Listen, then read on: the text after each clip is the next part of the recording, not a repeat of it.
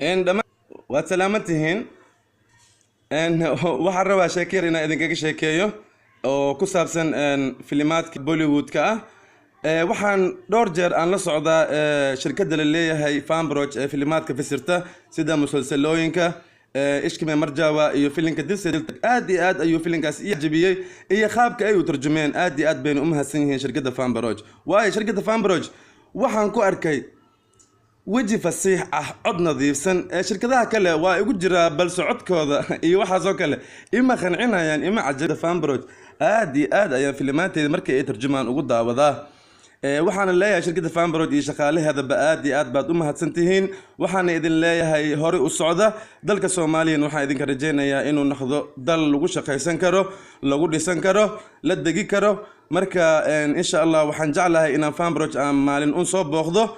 سيدا وحنا إسلا كلنا نيك اللي أن محمد علي بيفيرلي إيو وحنا إسلا كلنا أن عبد الفتاح الفقي إيو سيدا عبارنا بيج فيسبوك جيجا تاسنا وحي تهاي هرمر أو أنجا أنجارني يجعل كينا يفرند شيب كينا واي أنجا وحنا هاي بوليوود أيجا وسوليوود يركل اللي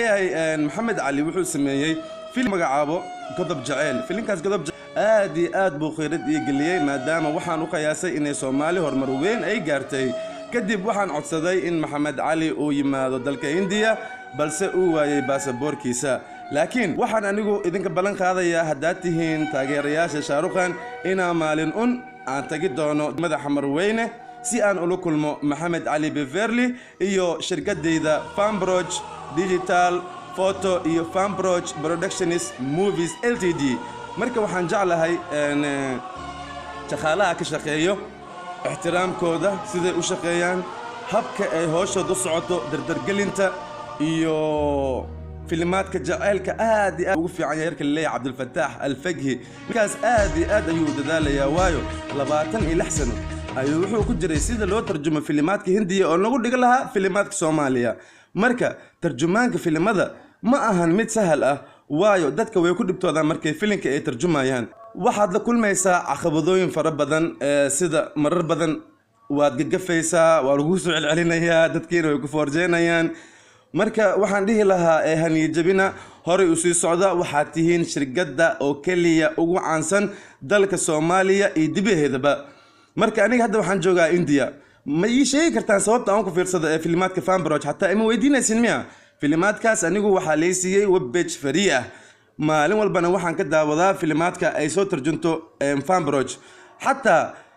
page-kooda waxaan ku leeyahay meel yar ee keenayaan filimaadkayga cusub iyo kuwa soo socda iyo kuwii hore intaba marka shirkadda Fambroch waxaan ka codsanayaa dadaal dheeri ah inay sii muujiso